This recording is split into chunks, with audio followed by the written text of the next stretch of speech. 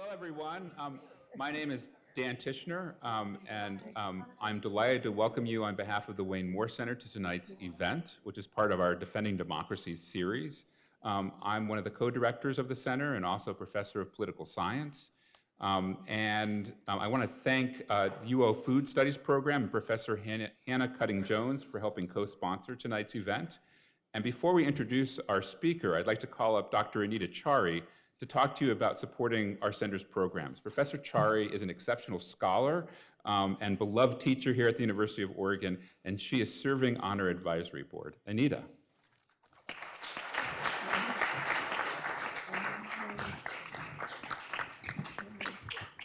Hello, everybody. Thanks so much for coming. And I'm here to talk a little bit about this special year, which really is the 25th year of the Wayne Moore Center. And as we're hitting our 25th year, we are more committed than ever to shining a critical light, a light on critical issues related to justice, democracy, good governance, and society's most challenging public problems. And events like what we're having tonight are really a crucial part of this work that we have to keep doing. We are supported by donations from people who care about the center's missions and also its leadership programs for students, and who want to make sure that the center can keep offering these kinds of enlightening events that are free always and open to the public.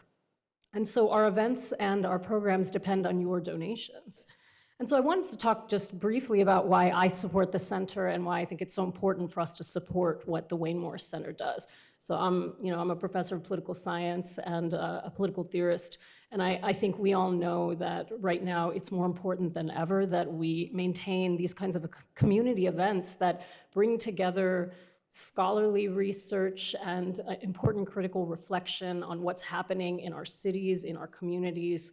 And the Wayne Moore Center has programming that relates to a huge bandwidth of what happens in society. Strengthening democracy really necessitates these kinds of conversations. And I think also maintaining this kind of fabric and texture of conversation, because democracy isn't just about what happens at the top, it's about what happens in our everyday lives and our ability to keep having critical reflection in society.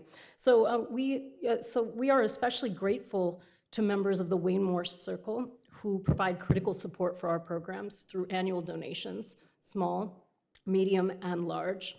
And we wanted to ask you to please consider becoming a Wayne Moore Center, Wayne Moore Circle member today. And there are two ways that you can do that. You can fill out a remittance form at the welcome table over there with the donation of any amount. All amounts are welcome. And you can also, of course, go to the Wayne Moore Center website at waynemorecenter.uoregon.edu and click onto Give to the WMC link at the top of the page. So thank you so much, and I'm very much looking forward to our talk.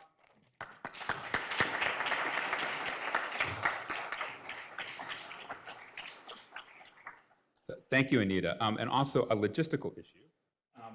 Per usual, we're going to have an opportunity for Q&A with our speaker at the end, and you can do it one of two ways. One is the way you're probably used to, which is we have a mic that we'll have available, but also written over there, and in case you can't read it, you can also text in questions. And if you've been to a lot of our recent events, you'll notice we alternate between going to the live mic and then text. So the number is 541-632-4431. I'm sorry, 4435. So 541-632-4435 if you want to text in your questions.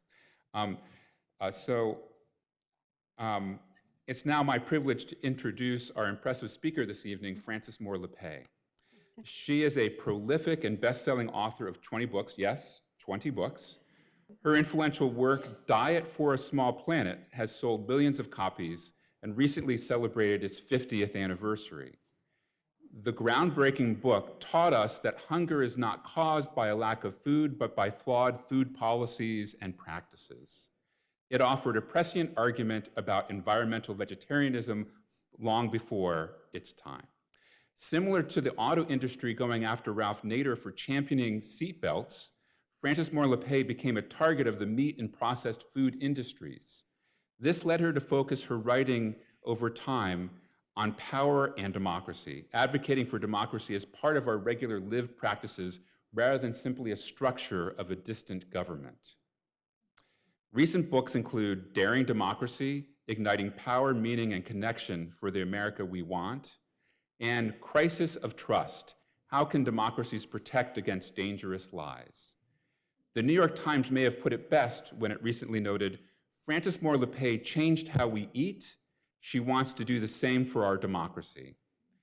In addition to 20 honorary doctorates, Frances has received the International Studies Association's Outstanding Public Scholar Award, the Right Livelihood Award, and the James Beard Humanitarian Award for her lifelong impact on the way people all over the world think about food, nutrition, and agriculture. Her book, Diet for a Small Planet, was named by the Smithsonian as one of the most important political tracts of the past half-century. The Women's National Book Association selected it as one of 75 books by women whose words have changed the world. That's all time. Frances Moore Lappé is a force of nature, and I'm so glad she is with us tonight. Her talk could not be better titled for this moment, Finding Hope in Dark Times for Democracy. Please join me in welcoming Frances Moore Lappé.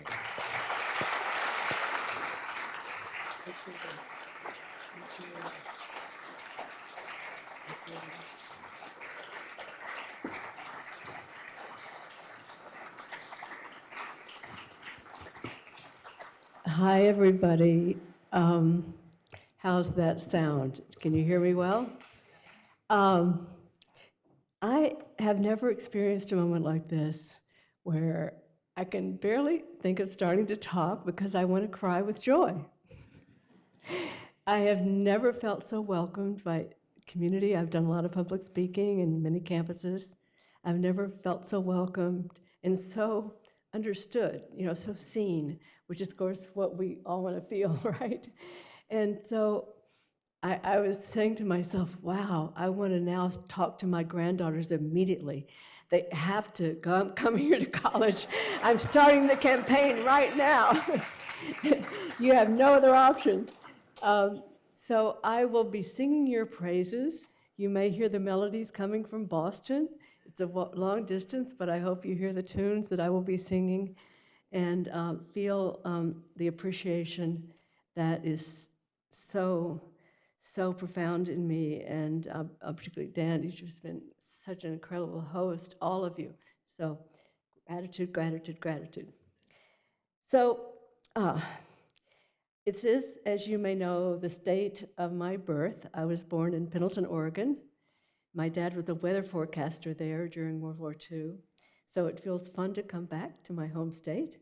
But tonight, I want to do something very challenging. I want to focus on hope, right? Now, I often say that hope is not for wimps, because in truth, it is not wishful thinking, and we know now that we are, I feel like being 81 years old, that I can talk from experience, that this may be the biggest threat to democracy that at least we've had since I was 9 years old, and I'll take you back to that moment later, but I've never felt so much that we have a president, not just that I don't agree with the policies, but who's actually threatening the foundations of our democracy. And I won't focus on that, but I just wanted to remind us that what he has said so far is that just in the first, this first period, that he, that he has purged the Department of Justice and dropped investigations of Trump allies, and he's declared control over independent agencies such as the Federal Election Commission. He's punished media outlets he doesn't like. He suggested that his allies can even defy court orders, and he's moved today, particularly I was reading that he closed the Department of Education. And that is before I even get going on his immigration policy, which I want to bring us to, because I'll just say that I think what we should have learned from history is that the major tactic of authoritarians is to blame, is to find somebody to, Hitler was the genius at it, right? But find somebody to blame. And so I see that's exactly what's happening today, and I want to talk about that a little bit. But at the same time, and some professors are standing up, Dartmouth professor focused on political corruption at Brennan Nyhan, he described this situation as the classic elected authoritarian playbook. It's not a partisan issue, it is a universal threat to our democracy, is what we're facing now. So I want to take you through, and some of you were with me this morning, so you know a little bit about my journey, but I'd like to take you just to know more where I'm coming from. Before I get to that, I wanted to just remind us that we've been in dark times before. And I believe I mentioned that when I was 9 years old, I opened the door, and it was the FBI. This was the McCarthy nightmare. And it turned out that my parents were suspected as communists. Why? Because in Fort Worth, Texas, we had integrated our church. And that was suspicious. You know, who would do that? And so you can imagine that memory. I was a little kid who actually opened the door. You know, it stayed with me all these years, and the fear that we are moving in that direction is very real. It gives me chills even now. So I'll underscore again that my mission is not to freak us out. It's to focus on hope. But hope, as I said, is not for wimps. It's not denial. It's not wishful thinking. It's requiring that we know enough that we can feel that our actions can make a difference, and so that we're motivated to act, and that we choose our friends well. I always say, choose friends more courageous than you are, and you will become more so. I really do believe that this is the key moment when risk-taking is all important. And so I have this little trick. When my heart starts pounding, because I'm really afraid I'm going to do something stupid or be exposed or some way that would be humiliating, I've renamed it my inner applause. Call it, go Frankie, go. So I try to not let that pounding heart stop me when I know I'm acting for what I believe in. So I also want to underscore again that times have been better, and in my lifetime, when I was just out of college, believe it or not, some of you will remember that was when Lyndon Johnson had a war on poverty, and of course Reagan came in later and said, well, poverty won, but no, that's not true.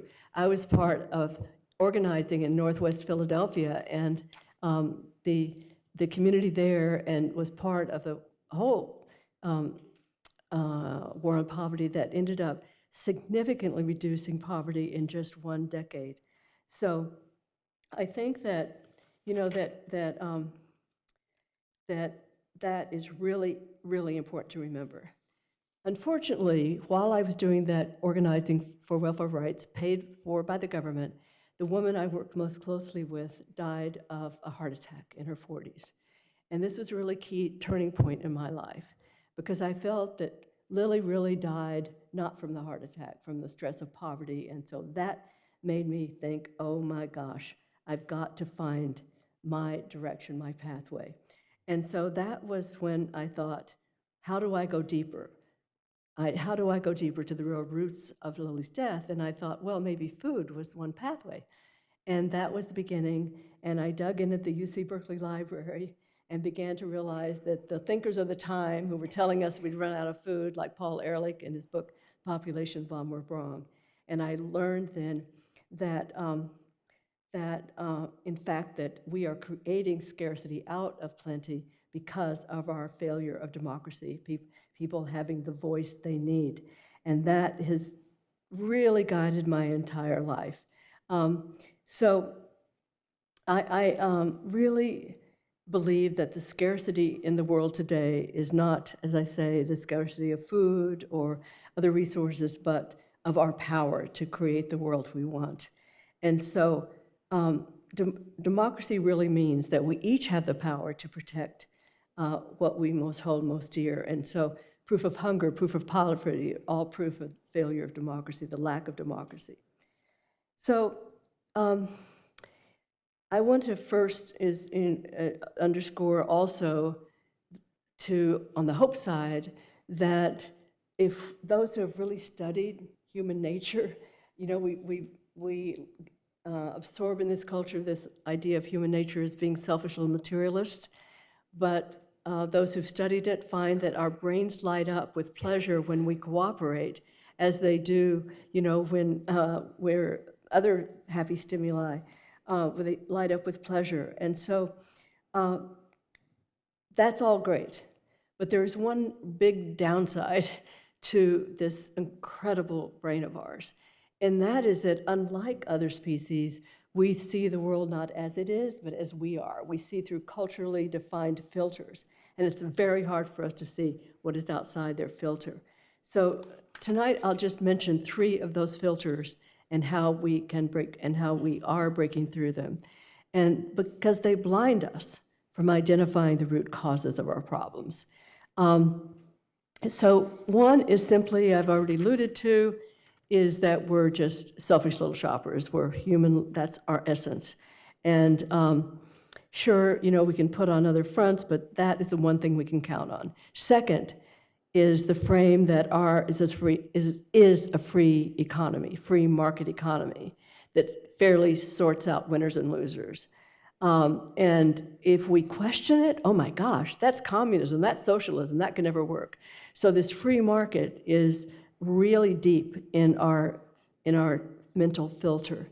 And the third filter that I think is problematic is that those who aren't making it in this free market democracy are to blame for our problems. That since we have all these advantages, then we can only blame them for what's gone wrong, whether that's the racial minorities or today, of course, immigrants. Immigrants is the big, target to divert us, as we said. And by the way, immigrants pay $97 billion in taxes and largely do construction works and other agricultural work that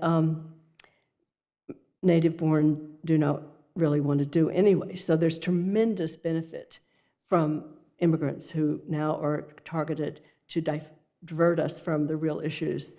So, and yes, another common thing one hears is, oh, the real problem is big government, right?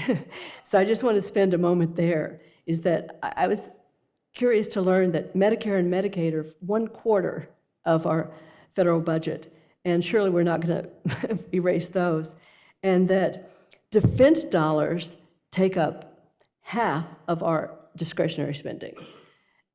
Big government, big contractors who are weighing in to make these weapons, etc. And so our defense spending is greater than 9 other countries combined. It's out of sight. These 3 false filters, these frames, 1, our flawed nature, 2, our free market that frees us, and big government is the problem. They trap and blind us, what is and truly is in our interest. So what then do we do? What is freedom from these thought traps? And so I can start by just asking first, what is human nature? What do we know about it? What are the survival needs, the deep, deep survival needs beyond food and water? And we know that there are such needs. People are willing to give their lives for what they believe in. And our deepest values are what get us up in the morning, not just that hot food or cup of coffee. So there are vast differences among us, but I believe that there are 3 universal needs that offer honest hope. They're based in who we really are, as we have proven over our evolution. First is to know that we're not helpless, that we count. We can't stand feeling just invisible. So our need for power, in the true Latin word, is posse, to be able. It's not power over, but our we don't like feeling victim, right? We want to have efficacy. So power, and the second is meaning, that our lives count for something. They're not just going to work and putting bread on the table, but something larger. So power and meaning are first two. And third, I know all of you experience this in this beautiful institution. You've got it in truckloads. We are not loners. Connection is our third deep, deep need. Power, meaning, connection. That we long to belong, to feel that they're not only belonging, but belonging in common purpose. Power, meaning, and connection. And that is what only truly democracy can offer. And so, of course, these needs can be met by tyrants, and Hitler was a genius at it, but the only positive way, I should say, that these needs can be met is through democracy. And so we grow up thinking of democracy as a fixed structure that we were lucky enough to inherit. And we engage in a very limited basis with our voter turnout, not so good compared to our peers. But to meet our deepest need, we can come to understand not democracy simply as a formal structure, but as a way of living. And we each have a voice.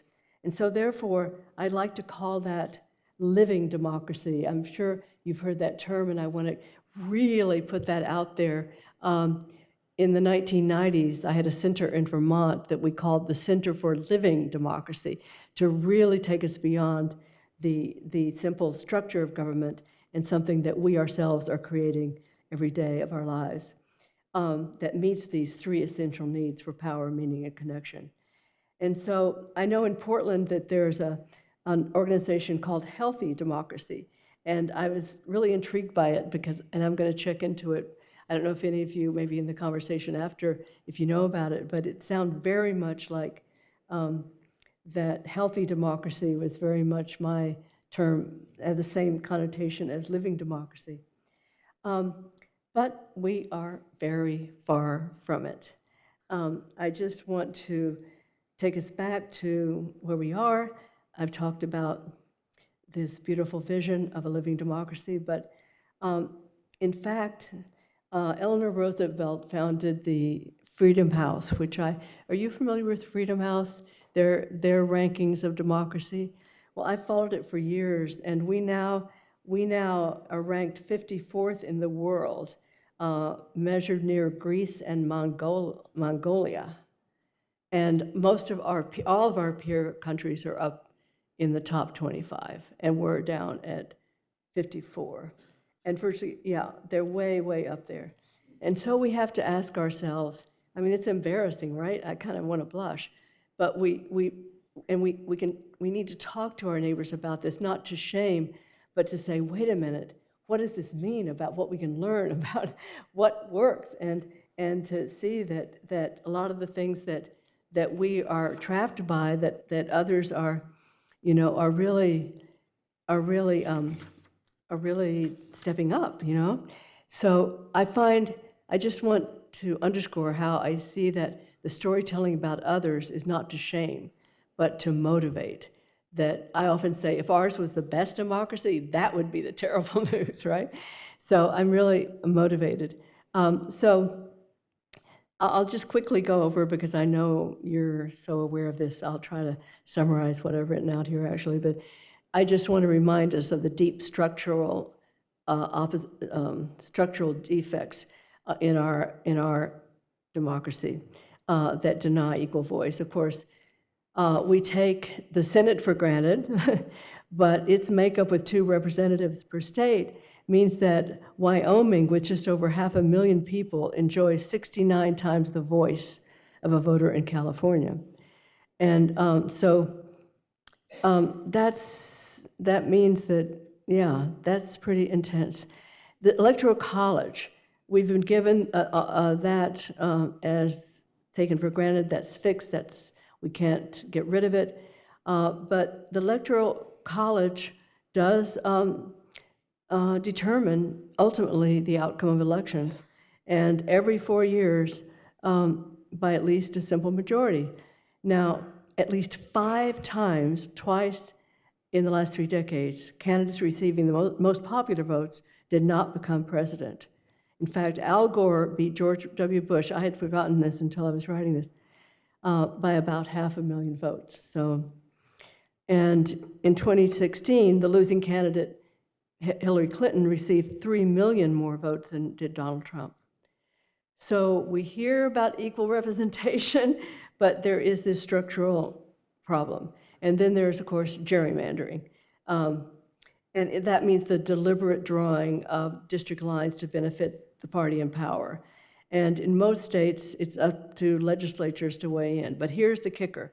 In many states, especially Republican states, partisan gerrymandering is perfectly legal and out of control. And so what it means, for example, in the state of Wisconsin in 2018, election for the state assembly, Democrats won more than half the votes, but Republicans got almost 2/3 of the seats. So partisan gerrymandering is a real barrier that we can together address. Another big blow that the Supreme Court made was that the lower courts in South Carolina had found that a redistricting map was racially gerrymandered because it diluted minority voters. But the Supreme Court decided that no, it was drawn on partisan gerrymandering, not racial gerrymandering, so it passed. Wow. So the Supreme Court has made it much harder to bring forward racial gerrymandering. Here's a clear problem. If partisan gerrymandering can be adjudicated in federal courts, and racial gerrymandering can be disguised as partisan, it's incredibly challenging to keep these maps in check. Conservative Justice Thomas even floated the idea that gerrymandering should not be subject to courts anymore. Drawing political lines, he says, drawing district lines is a task of politicians. That's it. That was Justice Thomas's view. So there's a real challenge here. And next are on voting rights. In 2024, do you realize 14 million voters were deemed ineligible to vote, and their ballots were disqualified. And if you think that doesn't sound a whole lot, remember Trump won with a margin of only 2 million. And I don't have time to go into all the ins and outs of why they were disqualified, but those who study that are really question a lot of that being very unfair and inappropriate. And then over, the other thing of just votes being turned out, being thrown out. Investigative reporter Greg Pallas found that more than 2 million mail-in ballots had been disqualified for things like postage due issue or something like that. Just dumped. You lost your voice. And 3 million new registrations were rejected without any credible evidence behind it. That's an authority that I was reading. So this blocking of absentee ballots is yet another anti-democratic tactic. Greg Palast again estimates if all legal voters have been allowed to vote and all legal elections have been counted, Kamala Harris would have won the Electoral College votes. So this is serious imperfections, shall we say, that all of us, and I'm very curious about actions here in Oregon, to really tackle that, because it was actually in preparing this talk, because my mind has been in some other places outside of the US, and just realizing how few Americans appreciate this, and I want to do much more to share that. And then the other, of course, obstacle is just that we allow money in politics that unlike our peer nations, that we allow private money and interest enormous power. Our federal elections are almost entirely privately funded. The 2024 election, $1.6 billion raised during the first 21 months campaign cycle, and congressional candidates raised $3 billion. And compare, to our peers, this is just out of sight. The entire, on lobbying, similarly, lobbyists, vast influence. There are 13,000 registered lobbyists in Washington. That means there are 24 lobbyists in Washington trying to get their hands around the minds of our elected representatives for every person representing us there, 24 to 1. And so and just, you know, that's just crazy in comparison to the EU, with vastly less of a lobbying problem, with much stricter rules about campaign finance. We can do this. We can do this. It's happening in other democracies. And it's also interesting on the lobbying front that a colossal 90% of corporations succeed in their lobbying efforts. And so that's very serious for us to take into account. Now, the reason for why U.S. legislators are so receptive to corporate interest is that so much more dependent on theirs than in our EU counterparts, as I've alluded to. Most of our European peers, but Canada and Australia as well, have put very severe guardrails against excessive influence of money in politics. So I find that very encouraging to know, you know, the bad news is that the bad news is that we're not the best, right? I mean, the bad news is that the good news is that we're not the best, and that we can learn from all of these, from our peer countries. And so I know that I've said a lot of hard facts about where we are, and it's easy to feel depressed. But I also know this truth about our species, that we love a challenge. And boy, do we have a challenge today. With so much at stake, all of us here today, we know that it's not just our children's future, but really life on our planet as climate chaos increases and biodiversity, not just heating the planet, but it is actually destroying so many species every day, as David Attenborough points out to us in his powerful messaging.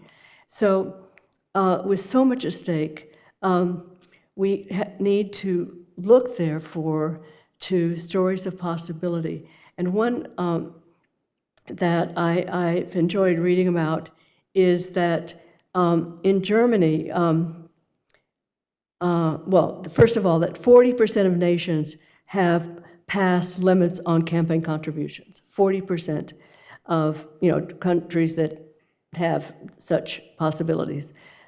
France is a great example. Parties have access to public financing based on their share of previous votes, and then the public support helps make them even less dependent on private donations. And in Germany, as soon as the party achieves half of 1% of the votes in federal elections, that is eligible for public reimbursement. It has to show that somebody wants them and eligible for public reimbursement of their expenses. And there are similar rules in other parts of Europe as well. So let us spread this word that there's so much we can learn from our peer nations. And also, here at home, a number of states have examples of public financing that I find very inspiring. In New York State, it has a program called Public Campaign Finance, the first statewide one since Elections United passed. You know, that was that terrible decision that equated money and voice and speech. But and I think it was one of our most unwise decisions of the court. But in New York, with its program, Public Campaign Finance Program, candidates that qualify for public funding, if they get a threshold of local support, it matches it 250 for donations, small donations, 250 or less, it gets matched by the state. And for assembly elections, and contributions of 50 or less, they get matched 12 to 1. And then the slightly larger ones, the 250, they get matched 6 to 1. But that's still very significant. And it's seen already great success because the small donor proportion of funding has doubled. And with 50,000 contributors around the state, and this is amazing to me. The donations leapt from less than 5% of overall funding to 45% in the 2024 election. So that's a huge change in speed of light in political time, I think. There are also other New York policies that are preventing candidates from being dependent on corporate PACs, for example. That has decreased in just between 20 and just in 4 years. The dependence of candidates on these outside private money has decreased from 70% of candidate funding to 38%. I mean, and that's a really short period of time. Seattle elections, you're probably aware, are among my favorite story of, I got to know one of the council members there, Sally Bagshaw, who told me what it meant, the emotional feeling of being in Seattle, where they have what they call honest elections, which include a voucher system. So every qualified voter gets a $25 voucher that they can then distribute to the candidates of their choice. And the impact was immediate. Almost 90% of the donors were new contributors who'd never participated before in these early years. And so the races are much more competitive today. And a study compared Seattle then to other large cities without democracy vouchers, and it concluded that definitely it made the races much more competitive, and fewer incumbents were winning because they got support from outside the state. You know, that was the people in the city were the deciders. And another song I went to sing that is maybe more of my favorite is Maine, the state of Maine, because in Maine, public financing of state elections has been a very, very important piece that we can all learn from. And I got to know it because one of my heroes, who's now still in her 20s, Chloe Maxman, and Chloe graduated from Harvard, and she said, "Oh, I don't want to go get a job. I want to go back home. But what can I do?" And she said, "Oh, maybe I can run for office." And I think she was like 22, 23. But instead of getting money, Chloe, I get all teary in this, Chloe actually went door to door to door to door. And, you know, and she was telling me how she'd walk down these long paths in Maine, you know, with people living very remote. And that opened door and said, "What? Nobody's ever come to talk to us before, never asked us of our views before." And so Chloe then won her district that had long been a stronghold. And guess what she did? She led the push and succeeded in a Green New Deal for Maine in 2019. It's both about tackling climate change and also helping. I think it was very smart of her, you know, that included in the Green New Deal. It wasn't just, oh, let's save the planet, but she talked to rural Mainers about how this would benefit them. And again, she went door to door. And today, candidates can choose to participate in it, cannot accept private donations, and all they need to show is that they have $65 donations, and they can be qualified for getting matching funding from the state. And so she just went door to door to door knocking. Actually, I have in this text that she knocked on 10,000 doors. I said, I tried, is that possible? But it's in here. I have to fact check that before you quote me. And so Maine is a hero of mine. But also another one is another system that I'm really taken by is ranked choice voting. You know what that means? That means that everybody votes, and if there's nobody that passes over the majority line, then the votes are redistributed and measured again. And so ranked choice voting then, I understand was proposed here in Oregon, Measure 117. Do you know about that? And it failed. And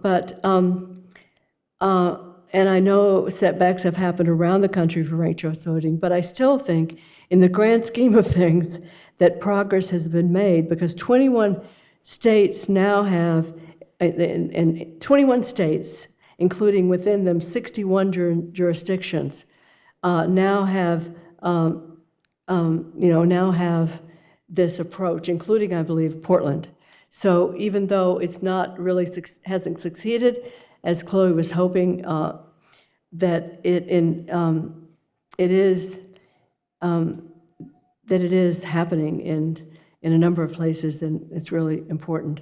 And then there's what many call participatory democracy. I come from Boston now, after having grown up in Texas, about as far as you can go culturally. But I love the fact that my new region, my new home, is also the home of the town meeting tradition, face-to-face deliberation. And back in the 1630s, the town of Dorchester gathered citizens in direct conversations that would allow all citizens to vote on legislation directly and discuss it and vote it. And except for a moderator, there was no intermediary. And so I love this from the book Slow Democracy by Susan Clark. She said that this direct democracy format changes democracy from a they to a we. And I just love that. So this challenge is, of course, that town meetings function better in very small communities, but there are still efforts now to reintroduce them where possible, and the town of Lee in Western Mass recently did switch back to a open town hall, motivated popular demands of the less than 6,000 residents, but they wanted to build on that, and so I'm really going to follow that story. And there are so many other ways to channel the learnings of the town meetings of other states into what we are doing and learning from other countries. And I was struck that several European nations, Ireland, France, Austria, Germany, have experimented with what they call citizen assemblies. Do you know that term, some of you? Ireland successfully used this assembly to form a referendum about same-sex marriage and abortion legislation not very long ago. And Ireland had been understood as a particularly conservative state with strong Catholic tradition, but by a citizens' assembly is really bringing randomly selected citizens together to deliberate together, and then what they come up with then has a special weight in the ultimate decision. But there's a face-to-face, and you learn together, you talk together, and then you vote together. I had the privilege of experiencing that years ago in southern Brazil, where there was a big example of participatory democracy that was just one of the most moving things I've ever experienced. So these are, I just love these examples. And in Washington State, the Washington Climate Assembly is an example where the state gathers randomly chosen citizens to discuss how to tackle the climate crisis. And it's just, I think that these stories really defy, we hear today all about polarization, polarization, polarization. And so I love it that these stories of direct discussions can show us that actually, no, that we can find common ground. And so I was really struck by that. That this Washington Climate Assembly agreed on 150 recommendations because all the recommendations needed 80% of the votes to pass. So that's pretty remarkable. So these demonstrate that we can engage and learn from one another. And one of the participants in that stated in a PBS interview, he said, to have gone through this process and learned a lot, I learned a lot, become educated about what's needed, but the rewarding part for me is that Americans are less divided than we feel ourselves to be. So again, back to the breaking down of this assumption that, because as long as we feel that we're just in these two pillars, it's very hard to imagine how we can get out of this downward slide. So, so I want to also talk about one of this positive stories. I have to tell you one of my favorites. I got to know this young woman in Michigan, and Katie, I think she was no more than 22, Katie Fahey in Michigan, and something she had read got her really upset about how gerrymandering the state was.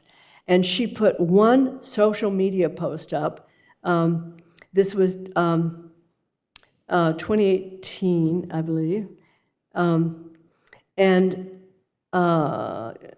2017.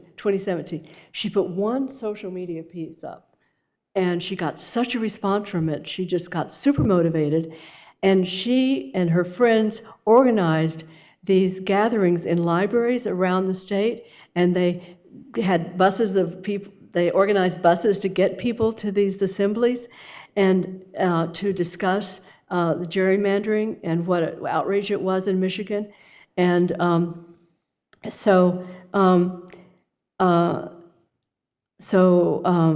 her idea was then put to a commission of 13 voters. They weren't politicians, but they were put in charge of the new election maps. And the proposal to end gerrymandering was approved by 61% of the vote. 61, it started with one social media post by Katie Fahey.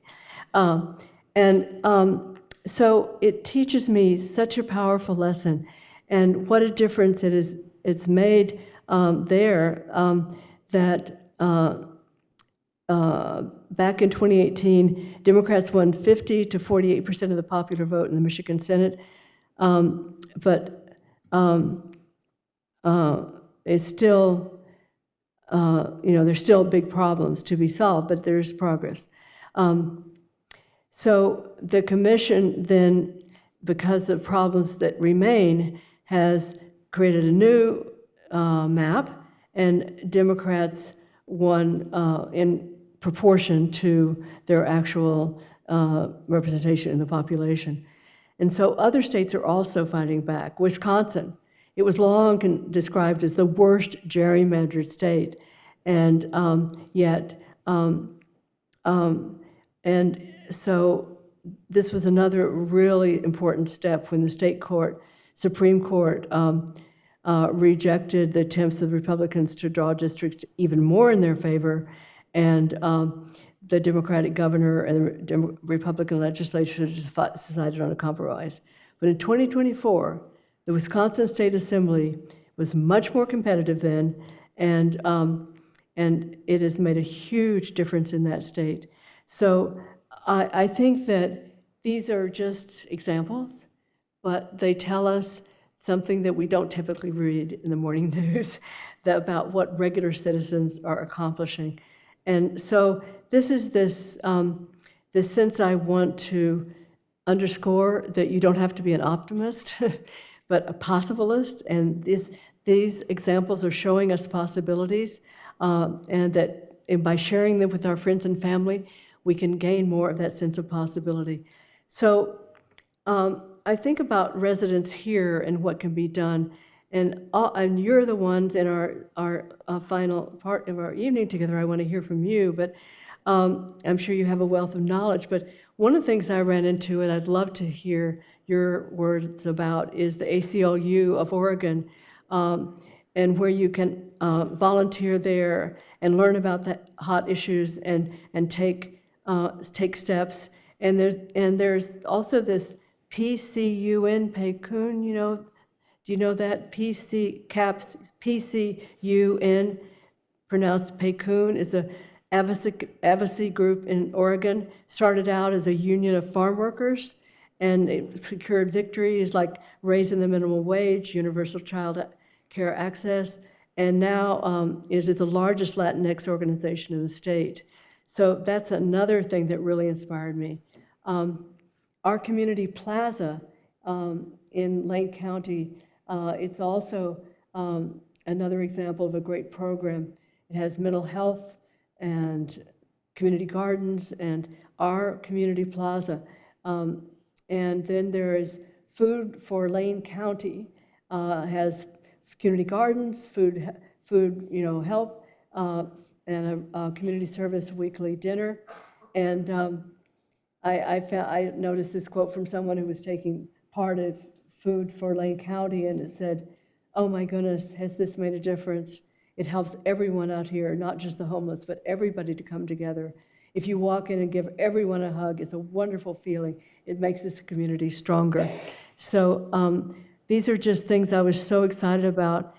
Refugee settlement of a coalition of Lane County is another one that helps everything from translating to helping people move their belongings as needed. The fifth one was Lavender Network in Eugene of LGBTQ Service and Community Center. And that sounds like a very helpful, it includes support, resources, education for trans and gender diverse communities. Also, the White Bird Clinic, check out, provides emergency services in Eugene through its CAHOOTS program, Crisis Assistance Helping Out the Streets. And it responded to at least 17,000 calls in 2024. And then the White Bird Clinic, it's in trouble now, so you might want to help them out, but they definitely are part of the positives. And then for all of us focused on the climate crisis, I was so impressed reading about the Eugene chapter of 350.org. And to that, I just wanted to underscore about the Northwest and the forests, that I read that the Forest Service is proposing an amendment to the Northwest Forest Plan. Are you aware of that? That would open up 800,000 acres of mature old forest to commercial logging. And this chapter of 350.org is fighting back against that. It's March 17th is the date, kind of the do or die date, so it's really, really urgent. But you have until March 17th to comment on that plan and be heard on it. So there are also other coming issues in Oregon. I noticed the bill SB 1098 that would stop book bans spurred by identity discrimination and put a damper other kinds of censorship in the schools. So I think that is another. There is also a vote on a bill for expanding immigration rights and supporting immigrants. That, of course, I feel so strongly about, because both for their well-being, but just how that is so used to divert us from real and for example, this bill, Senate Bill 611, would ensure that Oregonians who won't be denied food assistance because of their immigration status. And it goes back to really what brought me here, that we all deserve to eat, and that hunger is a sense of power and a sense of a lack of democracy. And now, of course, there are endless ways to get involved. You know better than I.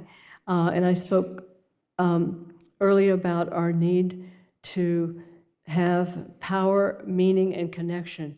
So when you reach out to your neighbors, encouraging them to take part in any of these things, or others that I hope after I finish, I'm almost done, that you would stand up or at least shout out, what you think is the most important. But I think that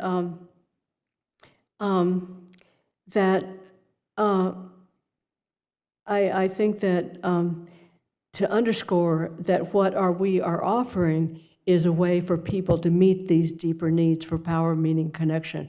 We're not just, hey, help me carry a burden, but we are giving you an opportunity that you have the power to take action. And as you find your courage, then someone is always watching you and think, oh, maybe I could do that, maybe I could do that, what he or she did. So that means, really speaking out, even when the heart pounds, to fight disinformation and in just despair.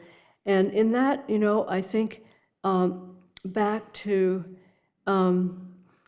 what changed my life was finding my question, finding the one thing. We can't do it all, but start noticing, what are you most interested in when you're reading the paper or talking to a friend? Find your question. That will lead you to the next question and the next person that you can connect to that would help you become gutsier. And I always say to myself and others, always pick our friends who are gutsier than we are, because we are likely to be picking up some of that. And so one of my great heroes in life is Eleanor Roosevelt, and this is my favorite Eleanor Roosevelt quote: "Do something every day that scares you." And that is really what the world requires of us now, that we don't have to be better people, but we have to be more courageous in that sense of letting the heart pound as our inner applause is taking off. And that is really what I want to leave you with, and that knowing that as you step up in action, someone is always watching, and that in this life-threatening time of crisis, that it is up to us to find that courage to act, but to know that we will be creating community and finding the satisfaction and meaning in life at the same time. It's not just some sacrifice. This is the power of meaning and connection that we all need. So I have a very short ending, and this hangs on my wall in Cambridge. This was written in 1921 by Lun Sin, poet, and it's all, that sums up everything I've said. Hope cannot be said to exist, nor can it be said not to exist, for it is like the roads across the earth. In the beginning, there were no roads, but when many people pass one way, a road is made. Yes. Thank you. Thank you, Oregonians. Thank you, thank you, thank you. Thank you so very much. Thank you, Dan. Thank you so much.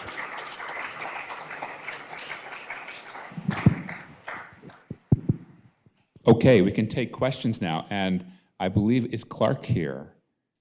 Hi, Clark. Okay, so Clark Barlow is a UL Law Fellow, and before coming to the University of Oregon, I believe Clark was chef and owner of a restaurant in Charlotte, North Carolina called The Heirloom, which had as its mission to source all of its ingredients from local farmers, producers, and small businesses. So I can't think of anyone more perfect to ask our first question of Frances Moore Lappé. Thank you very much, and I'm going to get closer now. Well, first of all, Ms. Lappé, thank you so much for joining us this evening, sharing your thoughts, sharing your time with us. I think I speak for all of us here, and I know I speak for the whole law school. We truly, truly appreciate you sharing your time with us.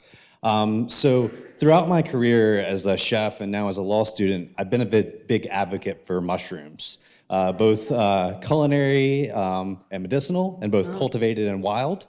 And I think we see a lot of mycophobia all throughout the United States. Not so much here in Oregon. In Oregon, we seem to love our mushrooms. But where I grew up in North Carolina and throughout my travels, I see a lot of really mycophobic statutes.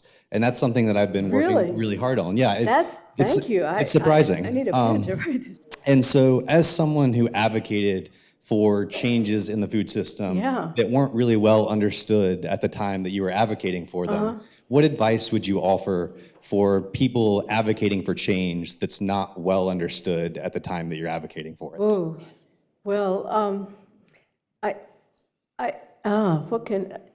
the approach is, and I'm sure just from hearing you that you take this approach, it's not saying, the approach is, here's something positive to offer you, the truth about mushrooms and what they have to offer, and how healthy they are. I love them, by the way.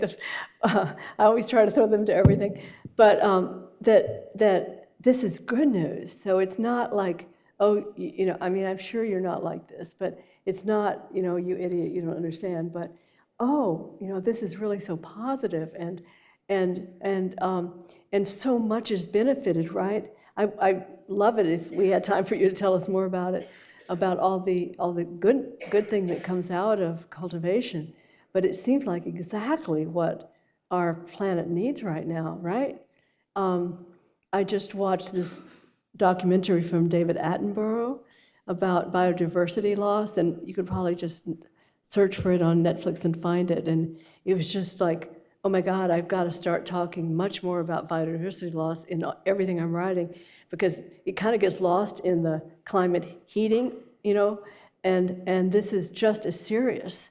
And so anything you want to say to us about it? Yeah, I think the last, Rebecca's telling me I need to get closer.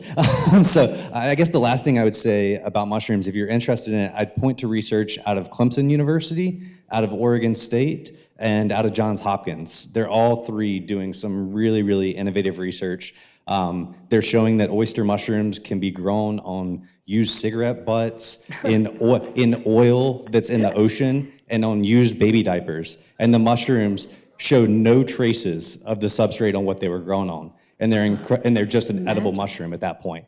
So, there's ways for us to solve so many of our problems with mushrooms if we just better understand them. Yeah, well, I would love to write something about that and put it on our website too. And after tomorrow, I'll be with my daughter in Berkeley, who I'm proud to say is the executive director of the Global Alliance on the Future of Food. And she probably knows all about this, but I'll really push it to, do you know that organization? Yeah, well, do you feel they're doing a good enough job on mushrooms? I won't quote you. But anyway. Anyone does a good job. Okay, well, I've got more of a mission, right, than just hugging my granddaughters. I will be pushing mushrooms with my daughter, so thank you. I so appreciate your telling me about that.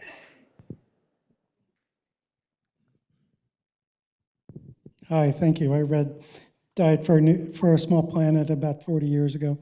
I want to commend you for mentioning Greg Palast briefly in your presentation, and I urge everybody to see his new documentary, Vigilantes Incorporated, about voter suppression, especially in the recent, quote, election.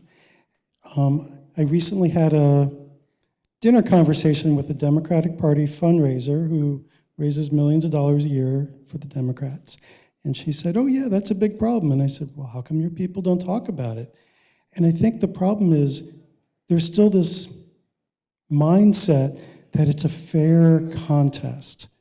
And it's long past that.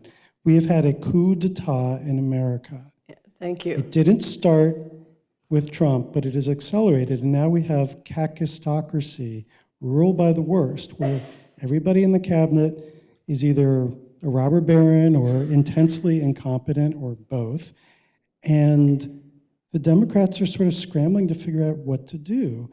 And I think a root cause of a lot of this is that we have overshot our carrying capacity as a civilization. And the symptoms of that are intensely unpopular and intensely difficult to acknowledge. Thank you so very much. Thank you. And yeah, I will take that to heart for sure. So I think we have a text question. Yeah, so we got a question asked remotely here. How do workplace and economic democracy fit into living democracy? And how can worker-led democracy challenge the capture of governance by billionaires? Oh, thank you. Great question, because for years, in my writing, I have really focused more on economic democracy and the role of cooperatives, for example, and I need to pump that up because I remember when I was in my 20s and 30s, food co-ops, that's where I shopped at Berkeley, and also in Boston too, and they've kind of faded from my consciousness. And I really, really want to pump up because, of course, cooperatives bring democracy into the workplace. That's the whole idea, that we are in this together. So I'm so glad that question came up, and I will, I want to do more research about why exactly that they're not in the public conscious, and I think it has to do with this just speedy corporate control now. What is it that there are 3 corporations who control most of the food supply, purchases in the United States, and so everything has just gotten so much more concentrated, and these smaller operations have fallen from view. So thank you. I really want to get back to being a champion for cooperatives, and I had the blessing of maybe 20 years ago. I went to the largest worker cooperative in Europe, in Mondragon in Spain, and it just blew my mind what they've been able to accomplish as this multifaceted industry and agriculture altogether, and it was all done cooperative, and yet most of the people never heard of it. You know, you just think of cooperatives as one little thing here, one little thing there, but they turned it into this just magnificent corporation that was one of the most important in Spain.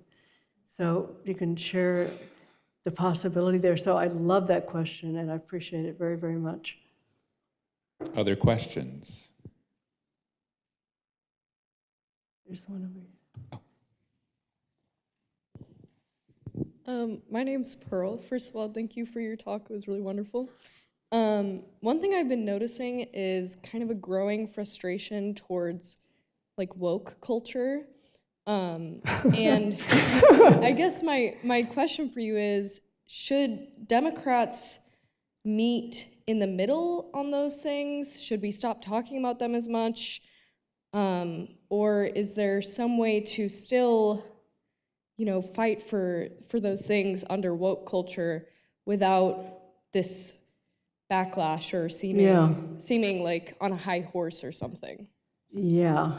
Well, my first suggestion is just that progressives of any stripe should be reminding people that actually, you know, the values in this room are the majority, and that on so many issues, and it gets twisted a lot.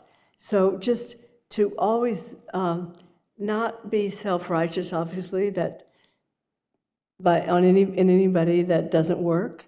And so humility and just helping people understand, not with a, you know, I think that woke thing is because people feel judged, and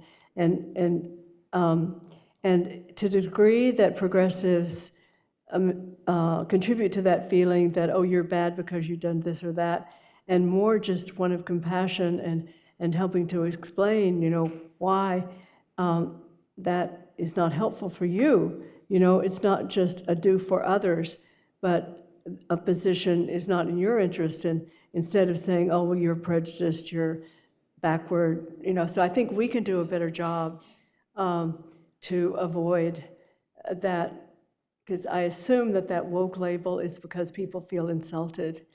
And I also think that, speaking of why are people voting for Trump when it is against their self-interest, and I'd love anybody's observations on that. But in my own family, the person is voting for Trump who is someone who I felt he feels very much that he didn't make it in life, and feels, he wouldn't say that, but that he feels angry and upset, and that just Trump's personality is like angry. I'm going to bust it up for you. And especially for people who watch Fox News and don't follow the issues, that his personality is expressed as anger. And so the more that those who share these democratic values can say, you have a right to be angry, certainly, and it's, you know, that not to tell people they are wrong for being angry, or even for blaming immigrants, because that's what they've been told to do, and just to talk to them. I understand you're angry, but I want to help you understand why you're suffering so much, and do you think it's possible that you that that might be a diversion, blame the immigrants or blame the transgenders or whatever it is. So I think the more that we can just be good listeners and ask questions rather than saying, oh, you're prejudiced, been duped by Trump, but just the more, and tell stories of where ordinary people are making the kind of changes that, I say ordinary people, I mean regular citizens, are making, making progress like this in ways that are, and sort of reduce the feeling of being completely just kind of overwhelmed and stuck, and that just expresses anger. And I just feel there's something about that anger that Donald Trump exists. It's just like, just tear it all down, just blow it up. It's, they're all corrupt, and it kind of speaks to that anger people feel who are hurting a lot and don't understand that he's actually being paid by and is representing the very concentrated power that has caused you suffering, but he has a way of doing it that makes you feel like he identifies with your suffering. And so, but I guess, I'm saying it, repeating, I guess, but just the more that we can not judge people like that, but really listen to them. In my family, unfortunately, my relative won't even speak to me about it, so I haven't been able to talk. I just wanted to listen to what he had to say, but maybe some of your families are a little more open. I think we have time for, go ahead, you can pause. I think we have time for one more question. We have a... If there is one. There's an orange sweater. Oh, yes, Beatrice. Beatrice has the last word. Hello, my name is Beatrice, and I'm a third-year history student here at U of O, and I got to read Diet for a Small Planet. It was actually a gift from my grandma, and she bought it when it first came out, so thank you so much for being here. So my question is about the relationship between the food group protein and how that informs national identity. How do you see, I work at the rec center and I see a lot of people talking about taking different kinds of supplements and gaining protein. In your work forwarding vegetarianism, how do you see protein playing a role or being implicated in national identity and ideas of strength? Yeah, it's certainly, that just goes on, that Diet for a Small Planet didn't end that myth, but this idea that you have to work to get enough protein, and actually most Americans eat more protein than their bodies can use, and as you know, it doesn't do anything for you, it just turns into energy, so you don't store it for, so I think just to remind people that the evidence is now in that eating a plant-centered diet is very healthy, even, and of course that has to include protein. And the real great news that you could say to the people who are worried about protein loss is there is some evidence now that plant-centered eating contributes to greater longevity. And so I think there's a lot more sound evidence about the health benefits. But that protein myth was one of the first things I had to tackle, being a kid from Texas, and that, if you didn't get enough, you would die. And my friends' parents, when I was writing that book, that, oh, don't listen to that girl. She'll make you, you'll be so unhealthy. And then I learned that we eat more, and then we don't store it, so it's just used as calories. So I would just try to. I should look at the latest research, but it was very, very clear decades ago, and I think it's still there's a lot more evidence for that protein is not our problem, that it is all the other things, the diversity of vitamins and minerals, and that we get through plant-centered eating, and fiber that we get, and all of that, and so that is so much healthier, and I should get that data on longevity, and so I could speak to it exactly. Do you know that? I've read that recently. I wish I did. But I think it's pretty clear, and you can check it out yourselves. But does that help in your question? Great. Thank you all for being here, and please join me in thanking Frances Moore Lappé.